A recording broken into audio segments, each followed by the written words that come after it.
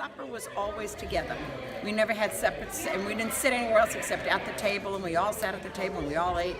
And we had the same meals with, and a lot of it was with my grandparents and aunt and uncle because they were right across the street when we ate together. Tuesday, Thursday, Sunday, spaghetti all the time, macaroni sauce and all that stuff with the same as Kathy. And what else? Fish on Friday, always fish on Friday, no matter when. It was always fish on Friday, or a pasta with no meat.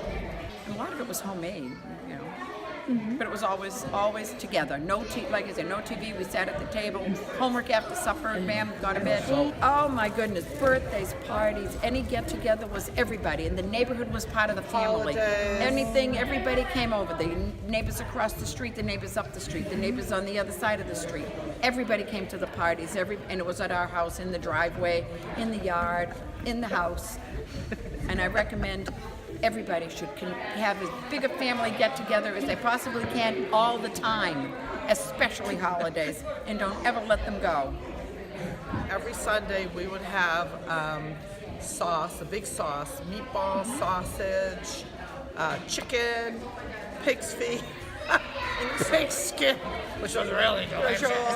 Oh yeah, brojol. So we would have pasta and sauce every Sunday, Tuesday, Thursday. We would have pasta, and we sit down dinner. We would all eat together. We couldn't use the telephone. Sometimes we watched TV, but I don't remember TV while we were eating. And then I remember we had soup. That was a big deal on Saturday. And I think we had leftover soup. And we had chicken soup, and it was separate. We would have the pasta with the broth, and then we'd have the chicken, the potato, the carrots, and onions.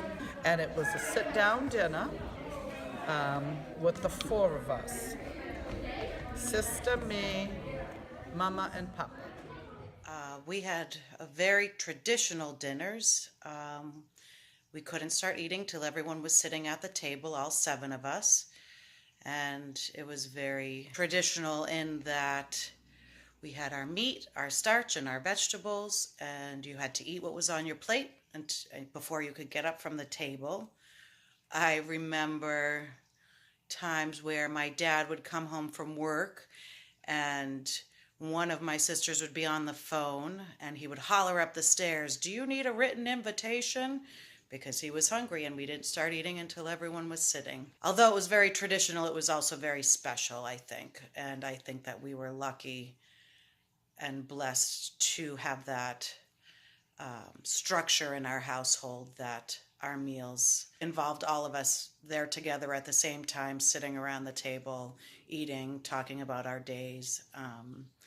I do remember being the youngest, never wanting to finish my dinner, and my mom would make me sit at the table until I was done.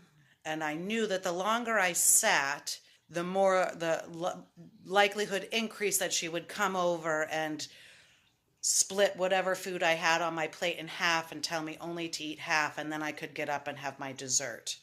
Or I would have to eat as many bites as how old I was, and then I could get up from the table.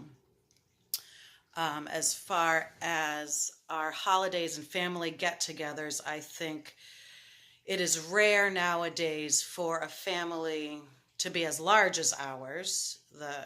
Myself, 4 sisters, all the brother-in-laws, 12 nieces and nephews. There's 23 of us total when we get together, and we get together for everything. And I think that is pretty amazing, and I feel very lucky to be a part of a family who has such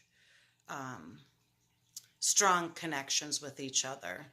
We're all somewhat close to each other, that we can get together, all of us, as frequently as we do for every holiday, Christmas, Thanksgiving, Easter, as many birthdays as we can squeeze in. You know, our work schedules sometimes get in the way. These are things we look forward to. We do the same thing every Christmas. We have, the same traditions follow year to year that started when my parents were children.